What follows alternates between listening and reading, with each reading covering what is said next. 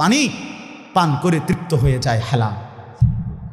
সারা পৃথিবীর 100 কোটি নারী যদি আজকের অসভ্য উলঙ্গ ছবি দেখে, যেই যুবক এরে যদি 100 কোটি নারীও উলঙ্গ করে দেখায়, কসম আল্লাহর এই জানোয়ারের তৃপ্তি হবে না। কিন্তু একজন পুরুষ 70 বছর 90 বছর একজন হালাল স্ত্রী দিয়া তার জিন্দিগি কাটায় ফেলে। হালাল তৃপ্তি দেয়, হারাম কি দেয় না। আল্লাহ আমাদেরকে বুঝ দান করে। অতএব আখেরাতকে বাদ না দেওয়া। যুবক বন্ধু তুমিও না, বুড়া বাপ আপনিও না, পর্দার আড়ালের মা বোন আপনারাও না। আল্লাহ আপনাদেরকে তৌফিক দেন, আল্লাহ আপনাদেরকে কবুল করেন। এই আয়াতগুলোতে আল্লাহ আখেরাতের কথা বলছে। আমি শুধু এক টানে তর্জমা বলছি। লা উকসিমু বিয়াউমিল কিয়ামা, আল্লাহ বলেন আমি কসম করছি কিয়ামতের দিনের।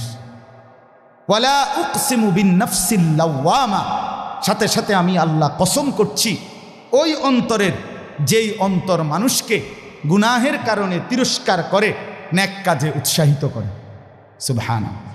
আয়াহসাবুল ইনসানু আল্লান নাজমা ইজামা, আল্লাহ বলে মানুষ তোমরা কি ভেবেছ, তোমরা কি এই মনে করো আমি আল্লাহ কবর থেকে ছড়িয়ে ছিটিয়ে যাওয়া হাড্ডি গোশত যেগুলো ছিন্ন ভিন্ন হয়ে নিঃশেষ হয়ে গেছে, আমি সেগুলোকে একত্রিত করতে পারবো না? সুবহানাল্লাহ। আল্লাহ বলে বালা কাদিরিনা আলা আন নুসাব্বিয়া বানানা। এক মিনিট, এই যে ফিঙ্গার দেয় যে, বোঝেননি?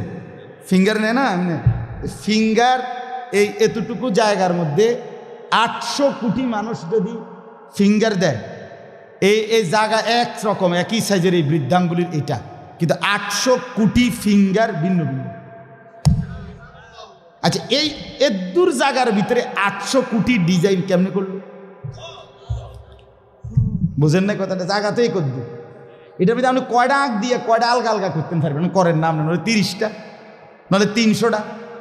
800 কোটি কেমনে করলো ফিঙ্গার? এই ফিঙ্গার এটা এখানে ও আমাগো হাজি মহিলা হারায় গেছে, বেডি রোমের থেকে চলে গেছে মক্কা শরীফ, কিচ্ছু নিছে না, কারণ কোনো কাগজ বেডির লাগে নাই, পাই না হারায় গেছে। রাত্র 11টা বাজে মহিলারে মোয়াল্লেমে গিয়া ঠিকই সৌদি আরব মোয়াল্লেম অফিস থেকে নিয়ে আসছে। কেমনে আনলো? ও ফিঙ্গার দিছে আর বেডির পুরা ঠিকানা বাইরেছে। বুঝেন না কথা? ওই এয়ারপোর্টে না কি নিছে? ফিঙ্গার নিছে। তাইলে আল্লাহ বলেন বান্দা আমি আল্লাহ শুধু হাড্ডি গুড্ডি ফেরত দেব না, ফিঙ্গারও ফেরত দেব। বালা কাদিরিনা আলা আন নুসাব্বিয়া বানানা। এই বানানা অর্থ হলো আঙ্গুলের অগ্রভাগ। আঙ্গুলের অগ্রভাগে যেই দাগগুলো ছিল, ঠিক যারটা যেটা ছিল দুনিয়াতে থাকাকালীন, কিয়ামতের ময়দানে উঠাইবার সময় ওই ফিঙ্গার মিলাইয়া যদি এখানে ফিঙ্গার দিয়ে রাখো, হাসরের মাঠে ফিঙ্গার দিল, এক ফিঙ্গার আসবে। বালা কাদিরিনা আলা আন নুসাব্বিয়া বানানা, এমন যিনি তিনি আল্লাহ। বাল ইউরিদুল ইনসানু লিয়াফজুরা আমামা, আল্লাহ বলে অথচ মানুষ সে বর্তমানকে তো অস্বীকার করে করে আর সামনের ভবিষ্যৎ নিয়েও আমি আল্লাহর সাথে তর্ক করে। কি করে? ইয়াসআলু আইয়ানা ইয়াউমুল কিয়ামা। অহংকার আর নাফরমানি করতে করতে হুজুরদেরকে, আলেমদেরকে, দিনদারদেরকে ব্যঙ্গ করে জিজ্ঞেস করে কি কোন দিন হইব কিয়ামত? হয় না দি কোন দিন হইব? ফাইদা বারিকাল বাসার, আল্লাহ বলে হবে বান্দা সেদিন কিয়ামত হবে যেদিন ইসরাফিল ফু দিবে, সেদিন সমস্ত চোখ ধাঁধা লেগে যাবে। আহা কি হলো, আহা কি হলো। ওয়া খাসাফাল কামার, সব চাঁদটা আলোহীন হয়ে যাবে। জুমিয়া শামসু ওয়াল কামার, সূর্য চন্দ্র এক হয়ে নিষ্প্রভ আলোহীন হয়ে যাবে, সব এলোমেলো হয়ে যাবে।